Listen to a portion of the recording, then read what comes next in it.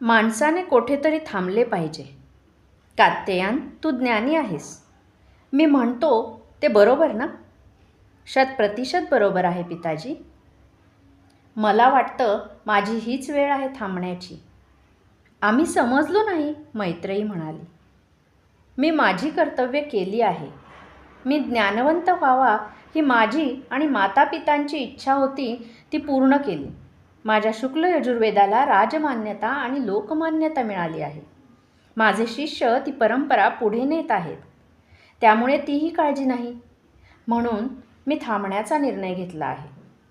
तरीही आम्ही नाही समजलो. धडधडणारे काळीज शांत ठेवीत कात्यायनी म्हणाली, आज स्वामी काहीतरी वेगळेच वाटतात. आपले वाटत नाही तसे राहून राहून तिला वाटत होते.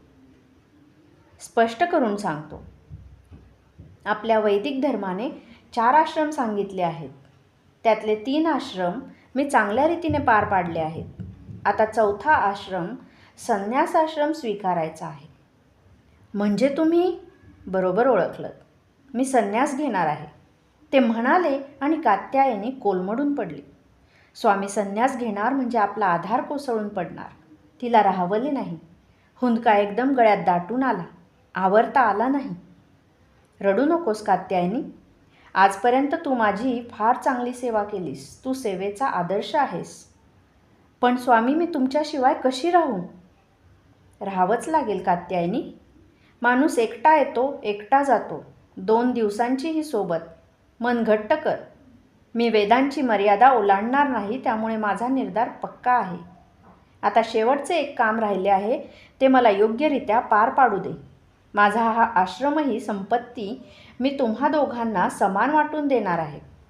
नाही स्वामी, मी तुमच्याबरोबर विवाहाचा निर्णय घेतला तो संपत्तीसाठी नाही, तुमच्याकडे असलेल्या ब्रह्मज्ञानासाठी. मला संपत्तीचा वाटा नको. तिची हक्कदार कात्यायनी आहे. मला वाटा देणारच असाल तर ब्रह्मज्ञानाचा द्या. मला पूर्वीपासून तसा संसारात रस नव्हताच, पण तुमच्यामुळे मी या संसारात आले. आता तुम्हीच संसारात नसाल तर मी तरी का राहू?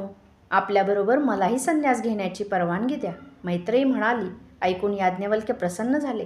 आपली सगळी संपत्ती आणि आश्रमाची जबाबदारी कात्यायनीवर देऊन याज्ञवल्क्य संन्यास घेऊन रानात जाण्यासाठी तयार झाले. सोबत मैत्रेयी होती. कितीही मनाला समजावले तरी कात्यायनी त्यांच्या वियोगाचे दुःख पचवू शकली नाही. ती धाय मोकलून रडू लागली. तिची समजूत घालून याज्ञवल्क्यांनी अरण्याची वाट धरली. मागून ब्रह्मज्ञानाचा वाटा मागणारी मैत्रेयी होती.